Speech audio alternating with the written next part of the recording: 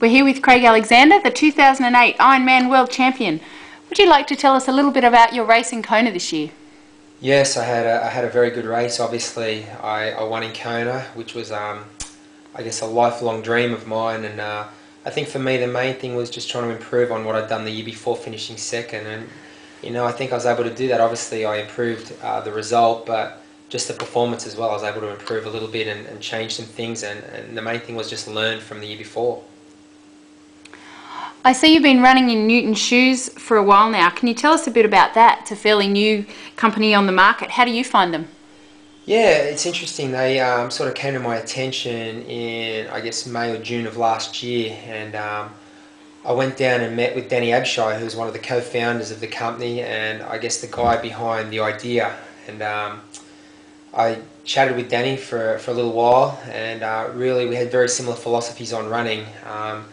And I was very impressed with also the people he'd worked with. He'd worked with all the great runners from our sport, all the great athletes from our sport, and he had a big background in running. So I tried the shoes on, ran around the car park there, the car lot in Boulder, and I love the shoe from the very first step. I think throughout my career, when it's been equipment related things, I've never been one who's needed to break in things. I've known immediately, whether it be shoes or wetsuits or bikes, I've sort of pretty much known immediately whether it's been a good fit for me or not. And with those shoes, they just felt very comfortable from the beginning. And Danny said to me that I should try and break them in slowly, maybe alternate them with my other runners and run every second day and just start at 20 or 30 minutes. And I did heed his advice. I ran 30 minutes in them the first day, but they just felt so good, and as I said, I knew they'd be a great fit for me.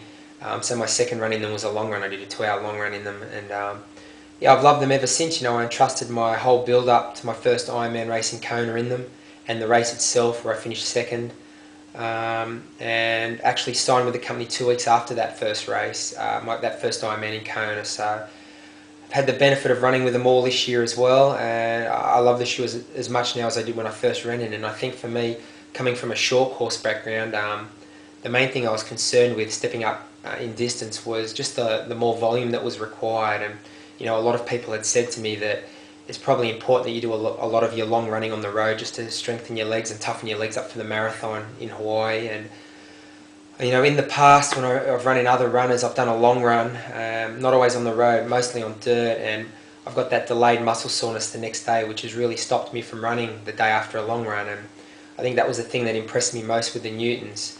Even though when you hold the training shoe, it feels as light as a racer, for some reason the cushioning and the stability within the shoe, I guess the way it makes you land and the way it makes you run, I didn't have any of that delayed muscle soreness. I was able to do long runs and back up running the next day and just get that consistency of training in that I think is important when you're stepping up in distance. And that was the thing that was most noticeable to me.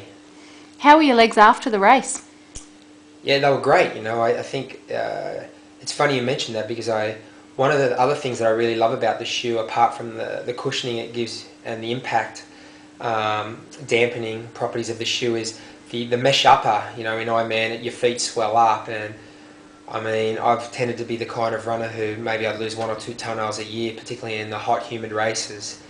But with those shoes, I didn't, it was interesting, because after the race I went to the medical tent, and they laid me down. The doctor took my shoes off and looked at my feet, and she actually took a photo of my feet. She said I had the best looking feet of any runner she'd ever seen, so I thought that was pretty funny. But my recovery went well. A day or two after the race, it was like I hadn't really raced at all. I think I recovered a lot better than I did last year, and I attribute a lot of that to the shoes and the marathon.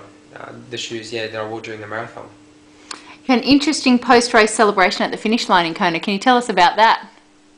Yes, well, interesting. That's one way it's been described. I guess it's been misinterpreted by a lot of people. It was actually, it was in reference to a few years ago, maybe 5 or 6 years ago now, one of the American sprinters, I think, broke a world record. And after he crossed the finish line, he kicked his running spikes off, and he had a fire extinguisher, and he sprayed the shoes as if, they were on fire. He was putting them out. And unfortunately for me, when I crossed the line this year, I didn't have a fire extinguisher handy, but I did have an Australian flag, so it was along that vein. I was beating the flames out because they just carried me, the shoes had carried me to a 2:45 marathon, and and a world title. So I think I thought it was a pretty straightforward celebration. I guess in future I'll have to, if I'm ever lucky enough to win again, I'll have to choreograph it a little better than that.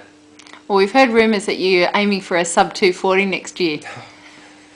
Well, you know, that would be nice. I think obviously Mark still holds the record, which is I think 240 and a little bit of change after that. But you know, to me, it's still a whole triathlon. It's not just a running race. You know, if you look at the way the race unfolded this year, there were 20 or 30 guys together after the swim. Obviously, a couple of guys up the road.